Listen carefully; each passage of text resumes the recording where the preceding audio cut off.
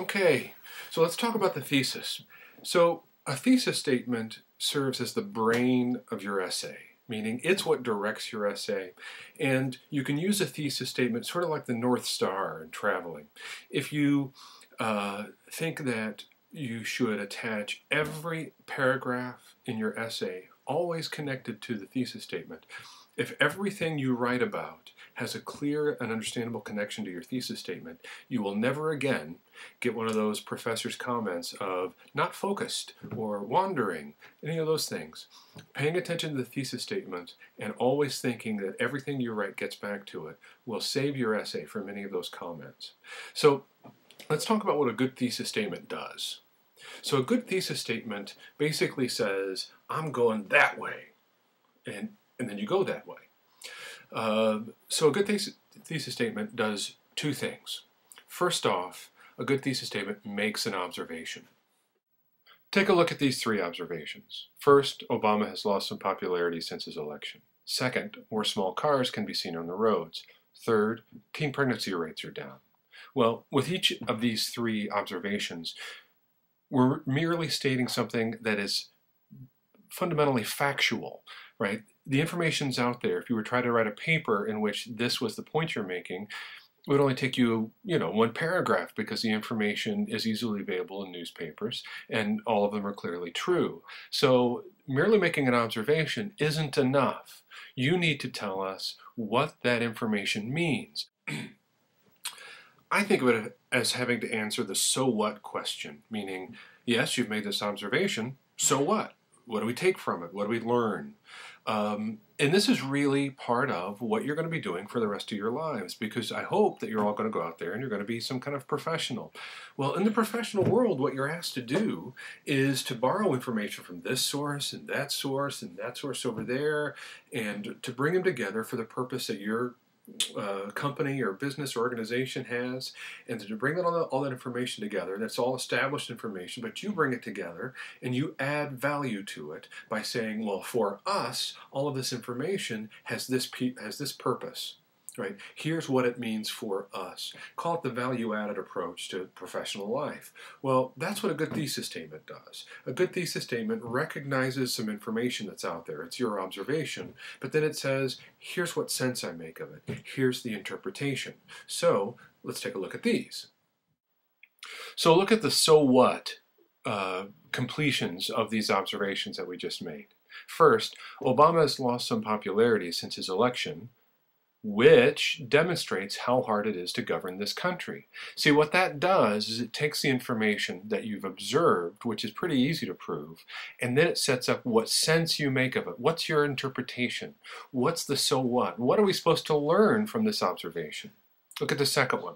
More small cars can be seen on the road because gas prices have made bigger vehicles so expensive to run. See, it gives a conclusion. It says, here's why I think this is happening, or here's what this means, or here's what sense we can make of it, or what we can learn from this reality. Third, teen pregnancy rates are down, and young women are increasingly powerful in American culture. Well, so what that says is there's some connection between these two things. The first one's clearly true, but you're going to have to go on in your paper and explain how the first observation that teen pregnancy is down is connected to this other observation that young women are increasingly powerful in American culture. That is where the sense comes from. That's where the power of your thesis comes from, and the power of your paper eventually, hopefully, derives. It's in answering the so what question. So sometimes the observation gets embedded either earlier in the introduction or within the thesis itself. So let's take a look at some of these. In these thesis statements, the observation and the so what are combined. So look at the definition essay thesis, and the definition essay is the first essay you're going to be writing. Mothers are those who do the mothering, not just those who give birth.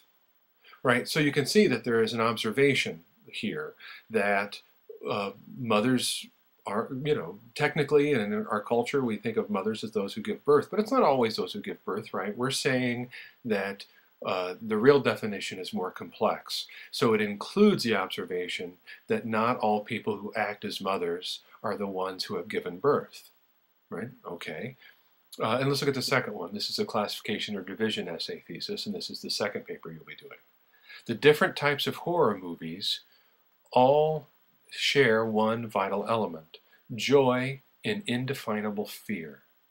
Well, you're going to have made some observations about there being different kinds of horror movies, and you might even name a couple of them in your introduction, but you're going to be getting to those later on in your essay. But what you've done in this thesis is include an observation that there are different kinds of horror movies, but you're including that observation in the overall so what part of your thesis statement, what we're supposed to learn from it, which is that they all share the vital element of joy and indefinable fear. So the key then is to think of your thesis statement, once again, as the brain of your essay, and always stick to that. Always stick to the brain, and always include, and this is the key, and since you know I'm the guy who's going to be reading your essays and I'm the guy who's going to be grading them, know that this is what's important to me. This is going to be something that influences the way I grade your papers. I want to be able to easily determine where in your introduction your thesis statement is. I should be able to take this finger and go, aha, it's right there, and put my finger literally on your thesis statement in your paper and go, oh, it's right there. Since I'll be reading it on the screen, I'll be doing it like this. Oh, it's right there. And it should contain the so what. It's not enough simply to say, hey, there's this thing going on over there. Yeah, that's that may technically qualify as a thesis statement, but it's an immensely weak thesis statement. If you want that same thesis statement to be strong, you say, hey, there's this thing going on over here, and it means this, or here's what I take from it, or here's what we can learn from this phenomenon over here. When you get to that, your thesis statement has power, and you become a credible professional by saying, hey, I've observed this phenomenon going on in the world, and here's the sense I can make from it. Here's the value I can add to an easily observable phenomenon. Right? Here's what makes me valuable. I'm adding this important interpretation to this information that's going on out in the world. And if you can do that, you will have power in your communication.